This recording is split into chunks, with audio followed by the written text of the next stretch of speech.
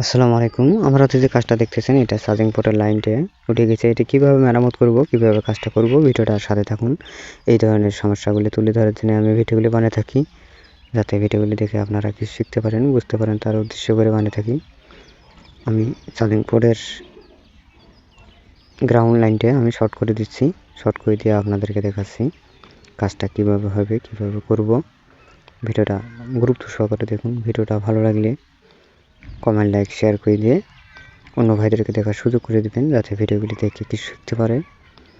আমি শর্ট করে দিচ্ছি। শর্ট করে দিয়ে চার্জিং সকেটটা বসে দিয়ে চার্জের কানেকশন দিয়ে আপনাদেরকে দেখাচ্ছি কাজটা হয় কি না, সেটাও আপনাদেরকে দেখাচ্ছি। আমি শর্ট করে নিয়েছি।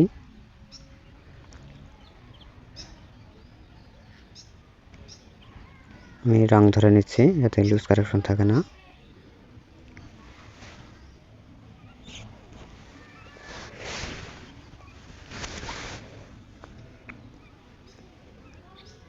জয়টাও আমি রং ধরে নিচ্ছি, পরবর্তী যেন ফেটে না যায়।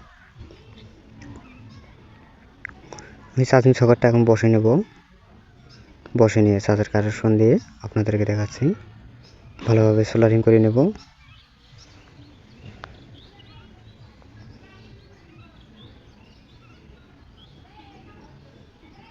ভালোভাবে সোল্ডারিং করে নিচ্ছি। করে নিয়ে আপনাদেরকে দেখাচ্ছি কাজটা হয় কি না। ভিডিওটা কেটে কেটে না দেখে ভিডিওটার সাথে থাকুন।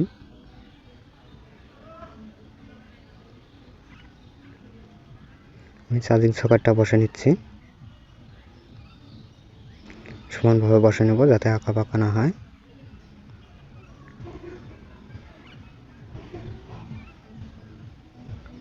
আমি হিট দিয়ে বসে নিচ্ছি।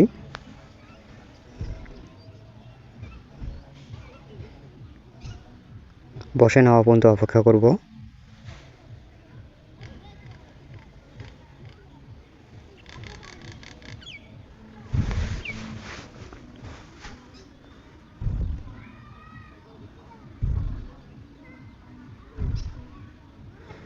বসে নিয়ে চার্জের কানেকশন দিয়ে আপনাদেরকে দেখাচ্ছি। ভিডিওটার সাথে থাকুন। এই ধরনের সমস্যা আপনার আমার হতে পারে। ভিডিওটা দেখে থাকলে হয়তো উপকারে আসতে পারে। আমি পরিষ্কার করে নিচ্ছি।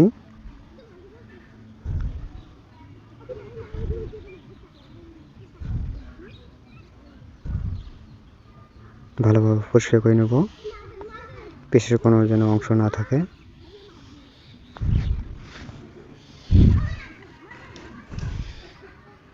অপর পাশেও আমি সোল্ডারিং করে নিচ্ছি।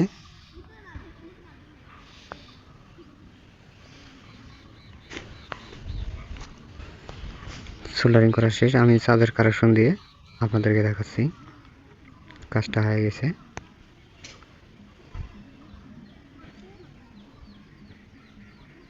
ভালো থাকুন, সুস্থ থাকুন। আল্লাহ হাফেজ।